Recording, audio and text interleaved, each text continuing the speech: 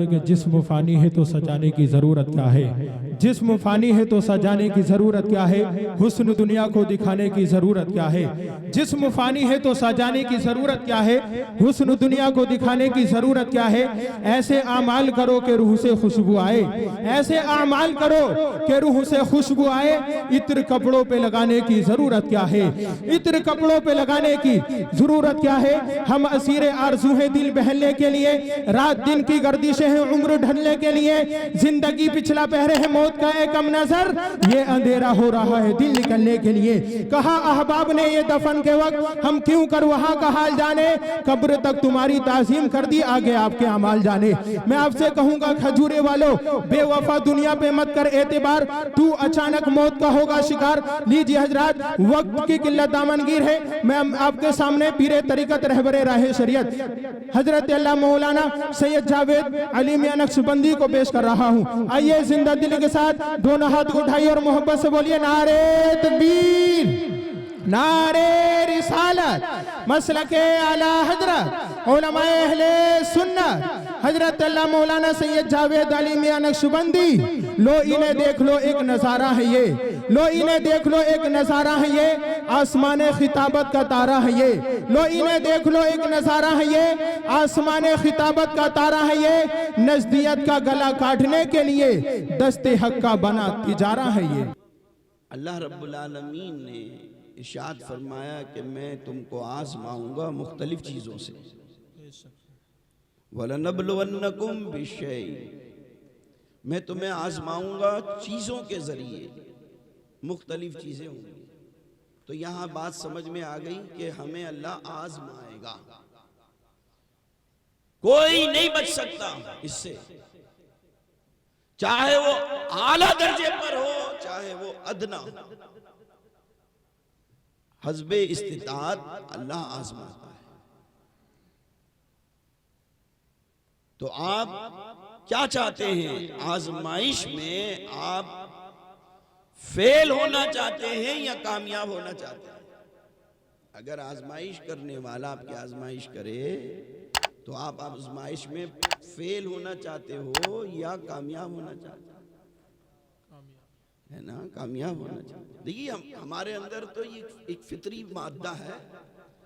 हम किसी भी शोबे में फेल तो होने ही नहीं चाहते, चाहे मेहनत करें या ना करें। सही बात। घाटा तो पसंद ही नहीं है। तो भाई है किसी को घाटा पसंद? नुकसान पसंद है? फेल होना?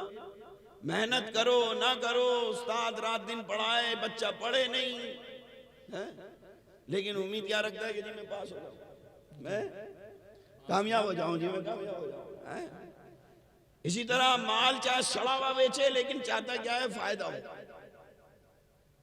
है ना। घाटा, अबे भाई सड़े हुए माल में कैसे फायदा होगा? अब ये तो घाटे का काम पहले ही दिख रहा है, सड़ा हुआ है, लेकिन उम्मीद क्या है फिर भी कि जी फायदा हो, नफा हो। नुकसान कोई नहीं चाहता, फेल होना कोई नहीं चाहता, लेकिन काम नुकसान के करता है, काम फेल होने के करता है ना। जैसे बाज बच्चों में आदत होती है एग्जाम से पहले बिल्कुल न किताब देखेंगे न पढ़ के देखेंगे, जब न गौर फिक्र होगा। अम्मा भी कहते रहे, अब्बा भी कहते रहे हैं, लेकिन जैसे एग्जाम का वक्त आएगा तो फौरन रात दिन पढ़ेंगे, रात दिन पढ़ेंगे, मेहनत करेंगे, हैं? और अगर फेल हो गया तो औलाद की कमी नहीं कहेंगे, माँ बाप कहेंगे कि ये उस्ताद ने सही नहीं पढ़ाया। अरे ये उस्ताद साहब क्या उसे घोल के पिला देते हैं? अब उस्ताद ने मेहनत करी, माँ बाप ने मेहनत करी, तो कितना अच्छा रिजल्ट आया। ये छोटा सा बच्चा फरहान 4 पारों का हाफिज बन गया। बेशक ये मेहनत का नतीजा नजर आया। 4 पारे जी जी। बच्चा तो छोटा ही सा था ना, मेरे जलसे में कई दफा उन्हें नात शरीफ पढ़ी, और ये जो हादसा हुआ इससे थोड़े ही दिन पहले उन्हें नात शरीफ पढ़ी थी, तो माशाअल्लाह खूब मजे में। बच्चे ने मेहनत करी, उस्ताद ने मेहनत करी, साथ में माँ बाप ने इस बात का ज़ौक शौक रखा, मेहनत करी, तो उसका नतीजा क्या सामने आया कि बच्चे ने 4 पारे हिफ्ज कर लिए। ठीक है ना, ये 4 पारे तो बहुत बड़ी बात हो गई, अभी तो छोटी उम्र थी है? कितने गुनाह करे होंगे उसने। अगर एक 50 साल के आदमी से मुकाबला करो उसका, तो पता ये चलेगा 50 साल आदमी के पास गुनाह ज्यादा होंगे इस छोटे से बच्चे के पास। इसके बाद तो गुनाह भी है ही नहीं ना ज्यादा कोई, अभी तो ये उस दायरे में भी नहीं आया जो इस पर ये लागू हो जाए कि ये गुनाहगार हो। अभी तो ये उस मकाम पर है, इसके जरिए गैरों का फायदा होगा। मासूम है ये, अभी बच्चा है, अभी तो इस पे शरीयत का कानून लागू नहीं हुआ, छोटा ही था ना। सने बुलूग को पहुंचेगा तभी तो शरीयत लागू होगी, तभी तो इस पे नमाज फर्ज होगी, तभी तो रोजा फर्ज होगा। अभी तो उस पे रोजा भी फर्ज नहीं था, अभी उस पे नमाज फर्ज नहीं थी, अभी तो छोटा था। कितनी उम्र होगी? 9 साल, ठीक है ना। देखिए, लेकिन इतनी सी उम्र के अंदर अपने अंदर अल्लाह के उस इनाम को लिए हुए था कि इंशाअल्लाह उसके जरिए पता नहीं कितनों का बेड़ा पार हो, कितनों का बेड़ा पार हो। ये मैं इसलिए कह रहा हूं, एक बादशाह गुजरे हैं जमीन पर जिनका नाम हारून रशीद। इब्तिदा इनके जो वाक़यात है उसमें लिखा हुआ है कि शराब पिया करते थे, रोज सुबह उठते ही शराब का प्याला इनके हाथ में होता था, सारा दिन शराब और शबाब। इनकी एक छोटी सी बच्ची थी, 4 साल की बच्ची, छोटी सी बच्ची, 4 साल की बच्ची। बाप को जैसे ही देखती थी फौरन गोद में आकर बैठ जाती थी, और गोद में बैठने के बाद ये बच्ची, जो बच्चों की आदत है, छोटा बच्चा है, आते ही क्या करेगा, जो हाथ में चीज है उसको, जेब में चीज नजर आ रही है, गले में चीज नजर आ रही है, बच्चा उसको ना खींचता है, छीनने की कोशिश करता है ना। बच्ची जैसे ही गोद में आती थी तो सीधा बाप के हाथ में अगर प्याला होता था तो उसको फेंक दिया करती थी। 4 साल की बच्ची, शराब का प्याला, हालांकि उसे नहीं पता भी कुछ कि ये है क्या। कभी दाढ़ी से खेलती थी, कभी, लेकिन जिंदगी उसकी बहुत मुख्तसर सी थी। ये 4 साल की बच्ची जो मां के, जो बाप की गोद में खेला करती थी, मौत ने आकर उसको अपनी आगोश में ले लिया। बाप की गोद खाली हो गई। जिस बाप की गोद में ये बच्ची खेला करती थी, उस बाप की गोद खाली हो गई। इसमें कोई कैद नहीं है, वो कभी पैदा होते ही ले लेता है, कभी कुछ दिन गुजरने के बाद लेता है, कभी कुछ महीने गुजरने के बाद लेता है, कभी मां के पेट में भी ले लेता है ना। वो कह रहा है कि मैं तुम्हें आजमाऊंगा कुछ चीजों से। उन चीजों के अंदर एक चीज ये भी है, मैं आजमाऊंगा तुम्हें, तो वो बातें की जा रही हैं कि मैं तुम्हें आजमाऊंगा खौफ के जरिए। वलनबलवन्नकुम बिशैइन मिनल खौफ, मैं तुम्हें आजमाऊंगा जिन चीजों से, उनमें एक चीज का नाम खौफ है। कहां से आजमाऊंगा? ये एक चीज हो गई। अलजू, मैं तुम्हें आजमाऊंगा भूख के जरिए। कभी भूखा रखकर, कभी पेट भर कर, समझे, भूख के जरिए। वनक्सिम मिनल अम्वाल, मैं तुम्हें आजमाऊंगा माल में कमी और ज्यादती, कभी नफे देकर और कभी घाटे, कभी फायदा ही फायदा होगा और कभी घाटा ही घाटा होगा। मैं तुम्हें वनक्सिम मिनल अम्वाल है। फिर आगे फरमाया वस्समरात, और मैं तुम्हें आजमाऊंगा फलों के जरिए। फलों से मुराद औलाद, यानी औलाद के जरिए आजमाऊंगा। कहां से आजमाऊंगा? औलाद के जरिए। क्योंकि दुनिया के अंदर माँ बाप को औलाद से ज्यादा किसी से मोहब्बत नहीं होती। कोई तलाश करके लिया है ऐसा?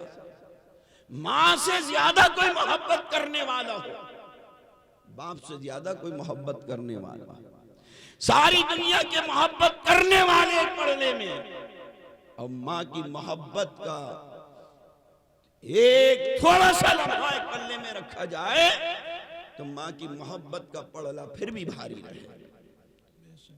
ऐसी मोहब्बत करने वाला न कोई हुआ है ना होगा। 1 करोड़ इंसान मोहब्बत करें, वो भी मां की थोड़ी देर की मोहब्बत के सामने हल्के। तो अल्लाह रब्बुल आलमीन आजमाता है, मां को आजमाता है, बाप को आजमाता है। जब उसकी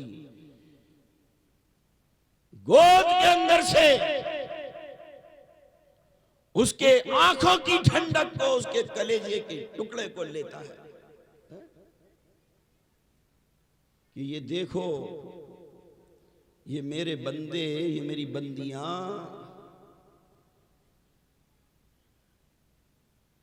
मुझसे ज्यादा मोहब्बत कर रहे हैं या इससे कर रहे हैं। ये मैं इनसे ले रहा हूं, दिया था मैंने, अब मैं ही ले रहा हूं। अब ये मुझ पर कितना भरोसा रख रहे हैं, कितना यकीन रख रहे हैं, कितना मुझे माने, जरा देख।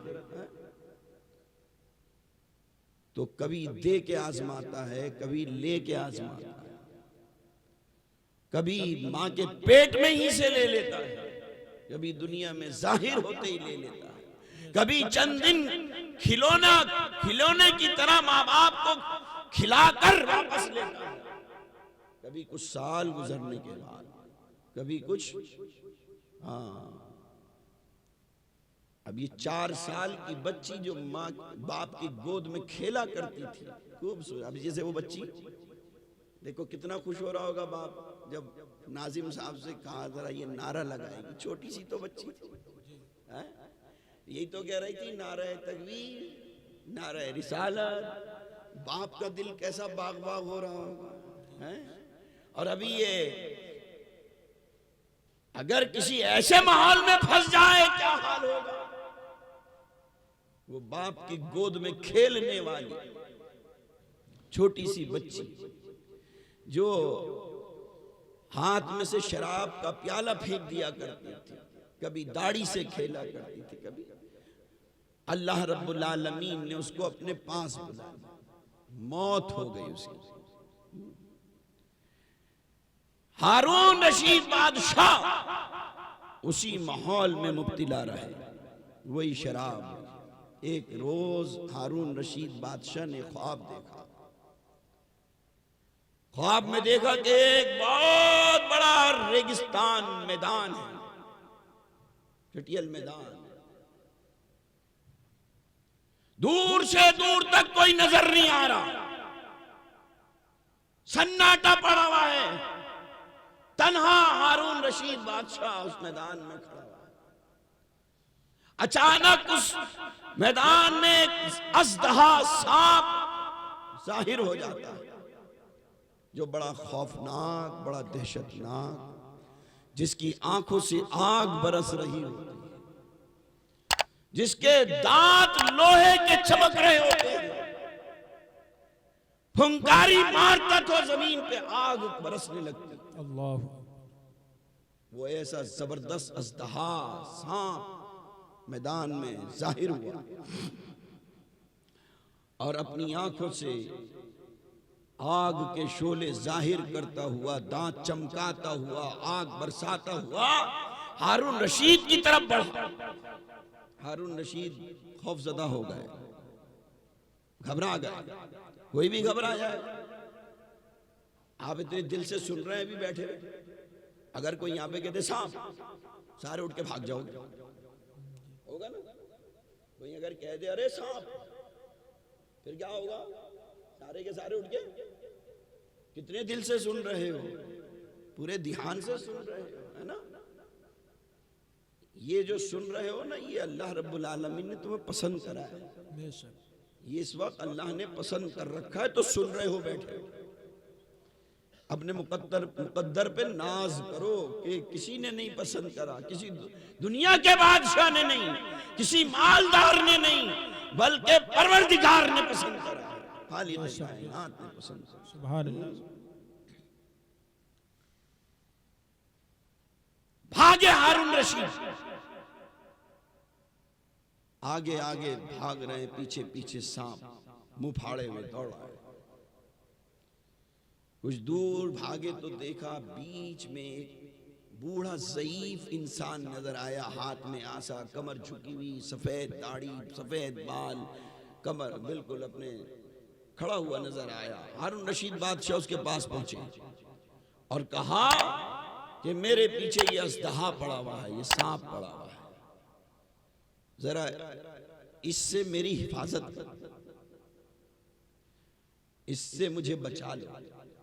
वो ज़ईफ कहने लगा, मैं तो खुद कमजोर हूं, कमर झुकी हुई है, लाठी का सहारा, मैं तुम्हारी क्या मदद कर सकता हूं, मैं कुछ नहीं मदद कर सकता, मैं तो खुद कमजोर हूं, बूढ़ा हूं।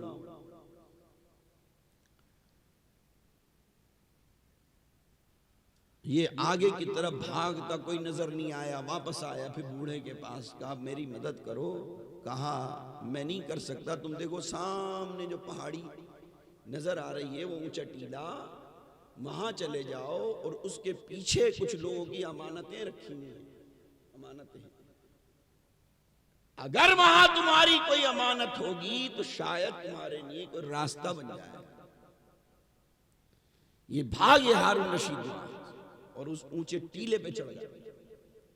जब ऊंचे टीले पर चढ़े तो देखा उस टीले के पीछे बहुत सारे खूबसूरत बच्चे खेल रहे हैं और इन्हीं बच्चों के अंदर हारून रशीद बादशाह की बेटी भी खेल रही है। वो 4 साल बच्ची खेल रही थी। हारून रशीद बादशाह ने जैसे ही देखा, आवाज लगाई बेटी ने बाप की आवाज सुनी, दौड़ी हुई आई बाप की तरफ। कहा अब्बा जान यहां कैसे? अब्बा जान यहां। कहा बेटी ये तो सब मैं बाद में बताऊंगा, अब ये मेरे पीछे अजदहा पड़ा हुआ है, ये सांप पड़ा हुआ है, ये जिसकी आंखों से आग चमक रही है, जिसकी फुंकारी में आग बरस रही है, लोहे के दांत चमक रहे हैं, ये देख बेटी कितना खौफनाक, ये दहशतनाक अजदहा, पहले मुझे इससे बचा दे। जरा गौर कर रहे हैं आप जी। बच्ची, छोटी सी बच्ची, ये बाप बच्ची से कह रहा है मुझे इससे बचा लो। समझ रहे हैं आप? उस बच्ची ने ये नहीं कहा मैं तो छोटी हूं, मैं तो नन्ही सी हूं, मेरे पास तो जान ही नहीं है, मैं क्या कर सकती हूं, हैं? आप तो बड़े हैं, सारी जिंदगी अगर ऐसा माहौल बन जाता तो आप ही तो मुझे बचाते कीड़े मकोड़ों से, है? मैं नहीं, बल्कि जैसे ही बाप ने कहा तो बेटी ने उस सांप की तरफ, अजदहे की तरफ जरा सा घूर के देखा और कहा कि जल्दी से यहां से दफा हो जा। इतना कहना था, वो अजदहा वहां से वापस हो गया और हारून रशीद बादशाह को निजात मिल गई। सुभान अल्लाह। हैरत में पड़ गए हारून रशीद बादशाह। कल होगी, आपको पता चलेगा, कल देखोगे नजारा, काश ऐसा ही हो जैसा सुना हमने उलमा से, किताबों में पढ़ा। कल पता चलेगा जब फरहान मैदान महशर के अंदर 4 पारों को अपने सीने में लेकर आएगा और मारे मारे फिर रहे होंगे। नफ्स नफ्सी के आलम में रिश्तेदार, घर के लोग, कहीं से कोई सहारा मिल जाए, उस वक्त फरहान सहारा बनकर खड़ा हो जाए। कुरान की बरकत से, बेगुनाही की बरकत से। किसकी वजह से बोलो? गुनाह नहीं, उसके बाद समझ रहे हैं आप बात? और साथ साथ क्या है कि कुरान है सीने में। क्या है? अगर कुरान नहीं भी होता तो अभी तो उसको अल्हम्दुलिल्लाह दामन ऐसा है कि दूसरों की निजात का समझ रहे हैं आप बात? हाँ।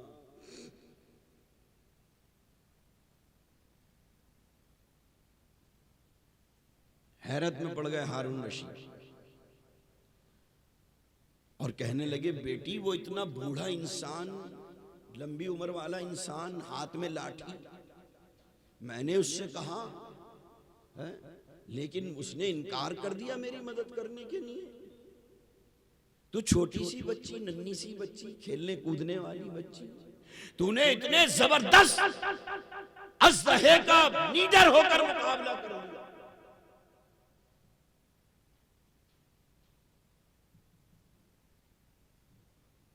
ये क्या वजह है? क्या मामला है? उस बच्ची ने कहा, अब्बा जान, वो जो बूढ़ा ज़ईफ इंसान आपने देखा, वो आपके वो नेक काम थे जो बहुत कमजोर थे, बहुत, जिसमें कोई ताकत नहीं, कुव्वत नहीं। और ये अज़दहा जो है ना, ये आपके गुनाह, ये आपकी बदकारियां, आपकी वो शराब, आपकी वो मस्ती, वो ऐश परस्ती की जिंदगी जो अज़दहे की शक्ल में मुसल्लम, वो शराब खोरी का दौर। समझ रहे हैं आप बात? अगर कोई इंसान शराब खोरी में मुलव्विस है, जुए के अड्डों से रग़बत रखता है, अगर रक्कासा के कोठों से रग़बत रखता है, वो तैयार रहे उसके लिए जहरीले अज़दहे, सांप, बिच्छू, कीड़े मकोड़े तैयार है। ये जाहिर कर दी गई बातें, दिखा दी गई। कब्र के अंदर वो छोड़ेंगे नहीं।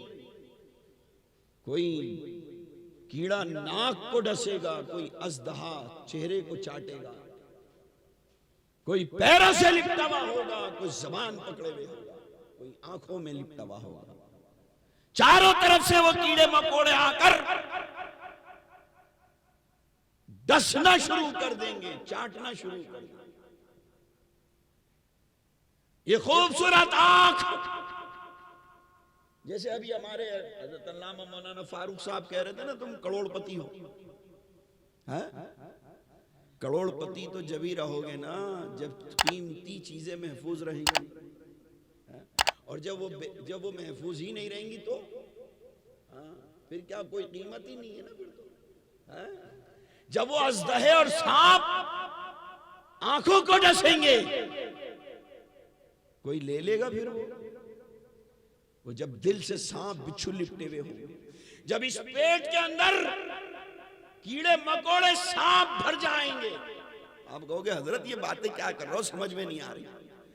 मेराज की मुकद्दस रात के अंदर रहमत आलम सल्लल्लाहु अलैहि वसल्लम ने देखा जहन्नम में जहन्नमियों को सजा में जब मुब्तला देखा, तो आपने हर तबके के अंदर अलग अलग अंदाज की सजा देखी।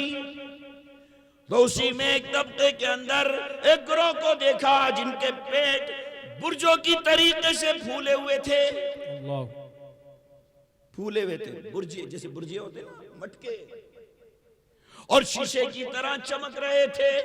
रहमत आलम सल्लल्लाहु अलैहि वसल्लम ने देखा शीशों की तरह चमक रहे हैं, और उसके अंदर सांप बिच्छू कीड़े मकोड़े भरे हुए हैं।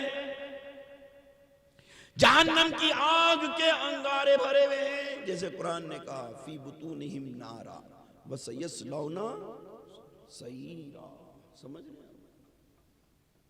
जहन्नम की आग के, समझ रहे हैं आप बात? अल्लाह के नबी साहब पूछा, जिब्रील ये कौन लोग हैं जिनके पेटों के अंदर आग भरी हुई है, जिसके पेटों में ये जानवर कीड़े मकोड़े सांप बिच्छू भरे हुए हैं और इन्हें डस रहे हैं? अर्ज की या रसूलल्लाह, ये वो लोग हैं जो यतीमों का माल खाया करते थे, बेवाओं का माल मारा करते थे। समझ रहे हैं आप बात? जो लोग रक्कासाओं के कोठों से रगबत रखते हैं, अल्लाह ने हलाल चीज दी उसे छोड़कर हराम की तरफ जाते हैं। अल्लाह का दिया हुआ तोहफा अच्छा नहीं लगता। जो अल्लाह ने दिया है, ये घर के अंदर जो तुम्हारे बैठी हुई है, ये सायरा बानो, ये अल्लाह ने दी है। ये खूबसूरत, तुम्हें ये अच्छी नहीं लग रही, तुम्हें वो अच्छी लग रही है जो रक्कासा कोठे पर बैठी हुई है, जो धंधा करने वाली है, तुम्हें वो अच्छी लग रही है। अल्लाह के नबी सल्लल्लाहु अलैहि वसल्लम ने देखा मेराज की रात में ऐसे मर्दों को, ऐसी औरतों को जो इस दुनिया के अंदर जिनाकारी से, रक्कासा के कोठों से रगबत रखने वाले, तालमेल रखने वाले ऐसे लोगों को देखा। मेराज की रात के अंदर ताजदार कायनात सल्लल्लाहु अलैहि वसल्लम ने कि एक गंदा नाला है हब हब नाम का, जिसमें खून पीप मवाद अय्यामे हैज से जारी होने वाला वो गंदा खून, वो सारा का सारा वहां जमा और जहन्नम की आग पे उसको पकाया गया, खोल रहा है वो। उसमें वो मर्द, वो औरतें बरहना गोते लगा रहे हैं और वही चाट रहे हैं, वही खा रहे हैं। वो सड़ा हुआ बदबूदार, इतना सड़ा हुआ, इतना सड़ा हुआ, अगर सुई के नाके के बराबर दुनिया के समंदरों में डाल दिया जाए तो सारी दुनिया के समंदरों का पानी सड़ जाए और उसकी बदबू से दुनिया के लोग अपने जिस्मों को फाड़ने लगे। अल्लाह, समझ में आ रही बात? आप सब देखा। तो जो लोग शराब खानों से मोहब्बत रखते हैं, गौर कर लें आज के इस जलसे के अंदर, ये शराब खाने की तरफ जाने वाले, शराब पीने वाले, बताओ ये गुनाह का दफ्तर भर रहे हैं या इनके नामे अमल में नेकी लिखी जाएगी? इनके दफ्तर में गुनाह लिखे जाएंगे। क्या लिखे जाएंगे? गुनाह लिखे जाएंगे, बुराई लिखी जाएगी। ये जिनाकारी करने वाले, इनके रोज नामचे के अंदर गुनाह लिखे जाएंगे या नेकी लिखी जाएगी? और जिसके पास पहले इतने गुनाह होंगे वो किसी के काम क्या आएगा? सही बात। वो पहले अपनी ही बचा ले। अब तुम क्या अंदाजा लगाओगे? तुम तो ना नमाज पढ़ो, ना रोजे रखो, ना जिक्र करो, दिन भर गालियां बको, माँ बाप की बेहुरमती करो, माँ बाप की तौहीन करो, पड़ोसियों को सताओ, हैं? यतीमों का माल खा लो, मदरसों का खा लो, मस्जिदों का खा लो, कब्रस्तानों का खा लो, कफन चुरा लो, क्या क्या है? अल्लाह रब्बुल आलमीन हर पहलू से आजमाता है। अल्लाह आजमाइश के अंदर हमें साबित कदम रखे। वाखिरु दावाना अल्हम्दुलिल्लाहि रब्बिल आलमीन। अस्सलामु अलैकुम।